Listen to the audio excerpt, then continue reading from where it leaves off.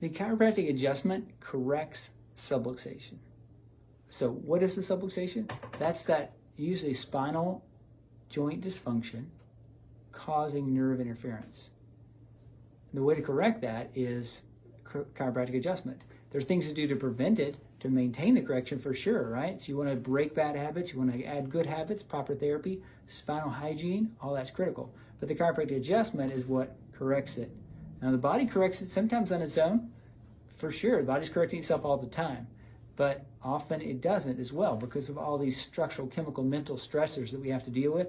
Subluxations develop, and sometimes they don't go away unless they're corrected by a chiropractor.